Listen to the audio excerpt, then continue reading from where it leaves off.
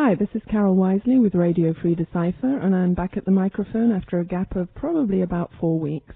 I've been on the road in that time. I also lost my voice for a week, so we had to miss Radio Free. But I'm back now, and this is the first broadcast of the new season. And later on in the show, I'm going to be talking to our newest recruit at Decipher. I'll keep that a surprise until we get to that point. In the meantime, let me tell you a few of the things that have been going on and announce some of the stuff that we're working on at the moment.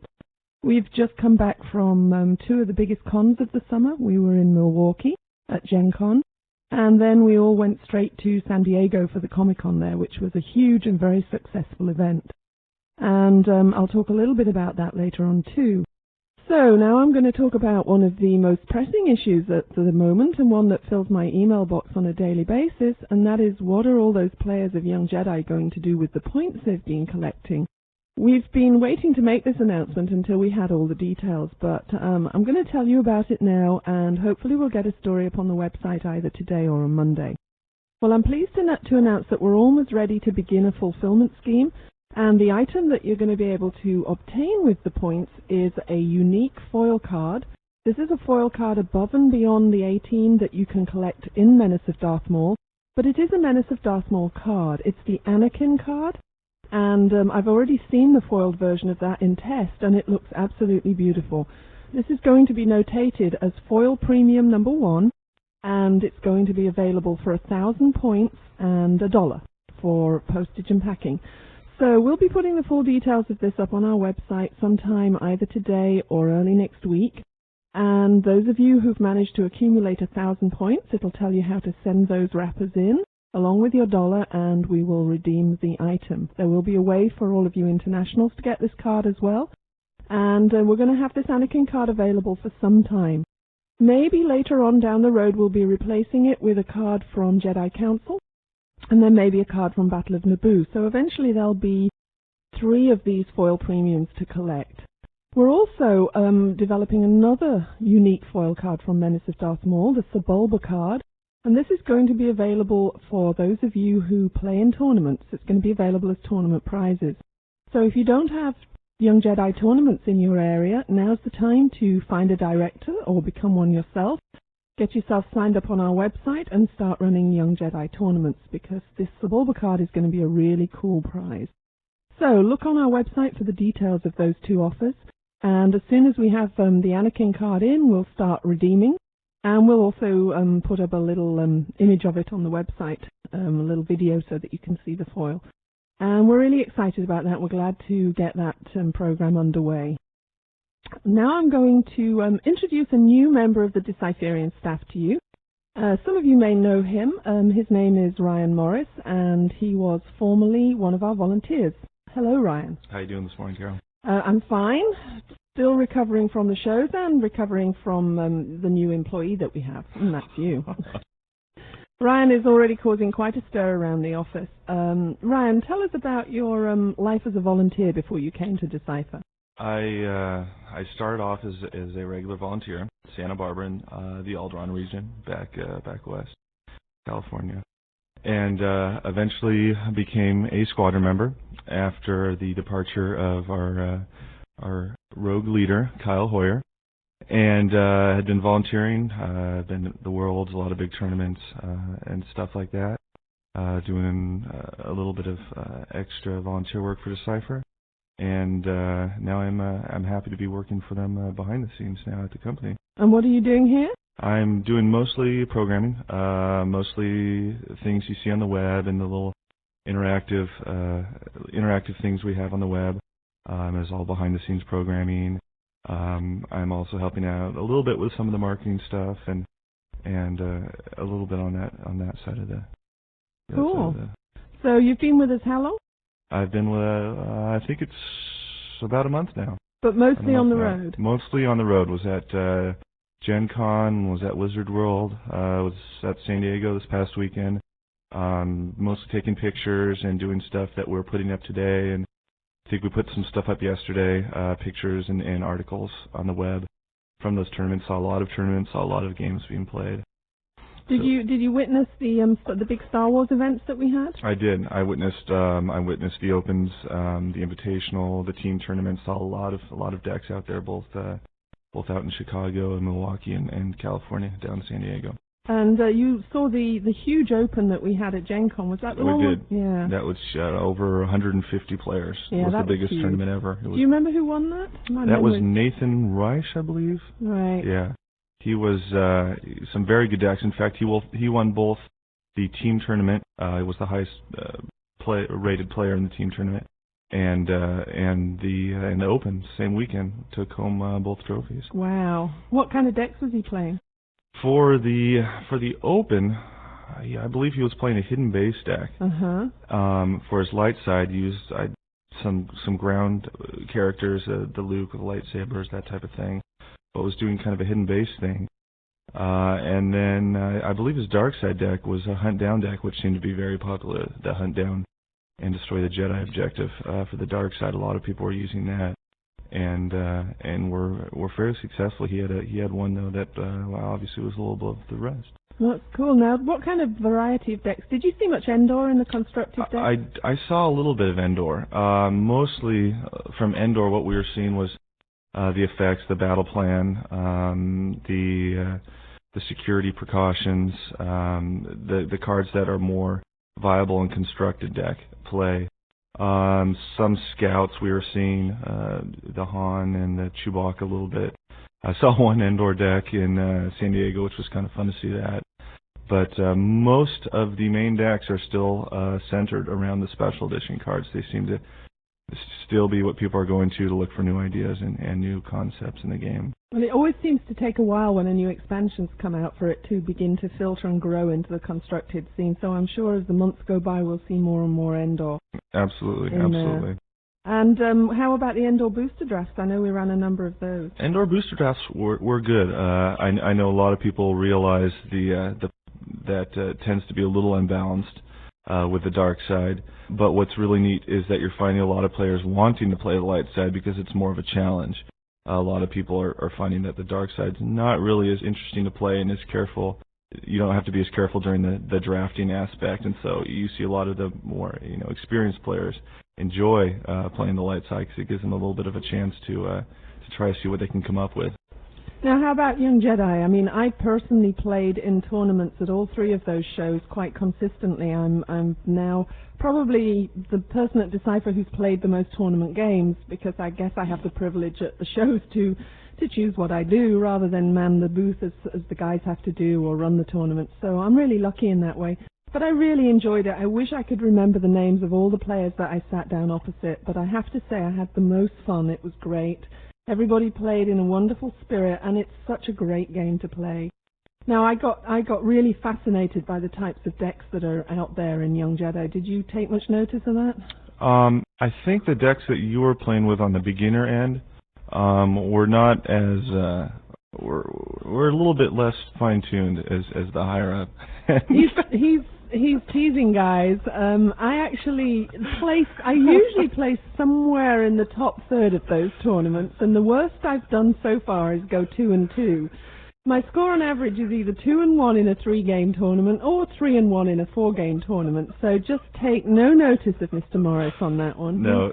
He's just teasing. The decks that we were seeing, obviously, the Anakin deck is a very powerful deck with the ability for Anakin to draw Destiny by himself. He's almost like another weapon.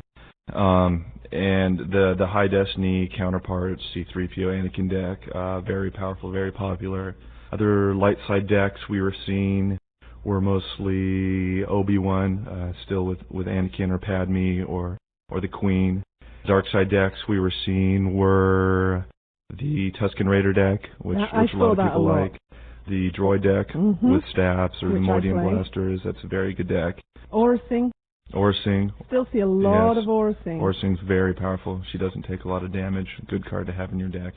Hopefully with the Jedi Council, though, we'll be seeing a lot more of Darth Maul and a lot more of the Qui-Gon, the cards that we're not seeing as much of right now. I know, I can't really reveal any details yet, but having begun to see the Jedi Council cards and hear about them, I realize that the whole deck scene is going to change dramatically after Council, and I think players are ready for that. Yes.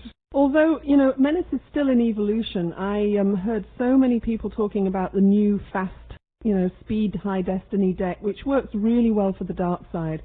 When where you just put all the cheapest characters and you just do damage, and I came up against that quite a few times.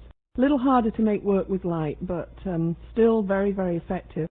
I actually switched my light deck halfway through Comic-Con. I'd been playing a Tarpals deck, which is great if you can get your opponents, if you can get the dark side to put Naboo down, then you're really powerful, but that takes some doing. And when you don't manage that, then your deck's not quite so strong. Yep. So I switched about halfway through Comic-Con and started playing the Anakin, C-3PO, R2-D2, and Jawa deck, and managed to win most of the games with it, although you can deck yourself fairly quickly with that if you're not careful. Yeah, that deck burns through your draw deck. Yeah, and there is a big debate amongst the Decipherians about how many cruisers need to be in that deck, how many chances to get yourself I think there should be 4. Definitely 4. Yeah, it ranges from 2 to 5. The debate ranges from 2 to 5, so all you guys and girls out there listening, send me your opinions as to how many cruisers you need in the Anakin deck. Send them into Radio Free Decipher, and it will be interesting to see. I guess, actually, maybe we'll put it up as question of the day. That'd be a good idea. Yeah, we'll put up the deck and we'll say, how many cruisers do you need in this deck? So that was a debating point. I changed my dark deck. I had a pretty classic Battle Droid deck, and then I switched to the one that has the stats. Stats are very good. Yeah, the stats were awesome. They were really cool. They help out a lot. Yeah, so playing Young Jedi was an absolute blast, and I personally can't wait for Jedi Council. We're looking forward to it. Absolutely. I think another really cool thing about Young Jedi is the whole tournament. You get a little different feel. You're seeing a lot of beginner players. Everyone is very energetic. Everyone is very very positive, and you don't see a lot of metagaming. It's just a lot of people out there to have fun. So it was very very cool, very fun to watch the tournaments going on in YJ, both in San Diego and in Gen Con, Wizard World. And also Blaze of Glory. We had 2 pre-releases. Yes, very big. Yeah, big. 100 people in. We had to cap at 100 at Gen Con because we only had 100 battle side decks, and then I think we had 50 in San Diego. And although I'm not the best Trek player in the world, as everybody out there knows, so I can't really make any intelligent comments on the kind of play, it was really exciting to see people playing with a whole new mechanic. I know people liked it an awful lot. What was really cool was that that was going on at the same time as the Open, and so you had basically just half of this huge center filled up with Star Wars, Trek, and YJ. Oh, I know. It was great. just a huge, like Decipher. Yeah, wonderful playing. energy. Yeah, it was very cool. And the team tournaments were very successful as well. Successful. Those team trophies, I think, are the most beautiful trophy that we've ever done. Yeah. And as we do more and more of those team events, then it's going to be great to see more of those around. Team tournament's very fun. A lot of people enjoyed that. Next week for Radio Free, I'm going to go through the full schedule of what we're going to be doing at DecipherCon, and I think what you're going to find out is that we'll have a huge program of tournaments, so we're really hoping that hundreds and hundreds, if not thousands of you will come to our DecipherCon in the middle of November. Of course, those of you who visit the website will read that we're signed a letter of intent to purchase FASA and Ral Parsa, and so DecipherCon will now expand to include the FASA properties, Battletech, Shadowrun, Vor the Maelstrom, Crimson Skies, and all the whole new world of adventure gaming, which for us is a new world, obviously not for all you out there who've been playing it for some time. And FASA have, long been one of the best and biggest in that area, so we're really excited about that. Before I close today, I also want to mention the Shawn Valdez benefit. I think we're 2 or 3 weeks away from the weekend where a lot of you have already signed up tournaments that you're going to be playing in honor of Shawn. And we're also just about ready to launch the online auction, which will run through and beyond that weekend. We have already a huge list of items that are going to go up for sale, but we're still hoping that you'll still be sending cool stuff in. We'll be adding it throughout the time. I'm not going to tell you, I'm not going to give away any secrets, but we have some really cool stuff. I know what my favorite item on the list. I know what my favorite is, too. And I've no idea how much it's going to go for, but any of you out there who still have items that you think would be cool to donate to this auction, then send them in to Decipher, 253 Granby Street, Norfolk, Virginia, 23510. and mark them the Shawn Valdez auction, and we'll add them, credit you with them. And those of you who want to purchase, keep your eyes on the website, and that auction will go live soon. Of course, in San Diego, we had an item that we recently purchased in an auction. We had the Felicity Shagwell Corvette from the movie Austin Powers. The Austin Powers collectible card game is well underway in development and hopefully will be releasing in mid-November. We've been playing it continually. It's a very different kind of CCG. This is a multiplayer CCG. Works best with 4 or more players. It's great fun. Obviously, it has some strategy and some great opportunities to build decks, but most of all, it's a fun party game that really captures the essence of the movie. So all you Austin Powers fans out there, I think you'll really enjoy this. It's going to be great light relief for a CCG player to play this game. And the car will be going on tour in November after DecipherCon, appearing around the country with some of our promoters who will be running demos, giving away free stuff, and promoting the Austin Powers game. So as soon as we have more details on that, it'll be up on our website. So I think I've covered most of the burning topics. This week was Blaze of Glory release week, and I know that some of you wait for the weekend to buy your cards, so this should be a good weekend for Trek. It's a few weeks now until we get to Jedi Council. So play those Menace decks, because pretty soon you're going to have to sit down and start rebuilding a whole new arsenal of decks for Young Jedi. And for Wars, I know the PD team, our Classic Wars, are working on some exciting new projects. We should be announcing those.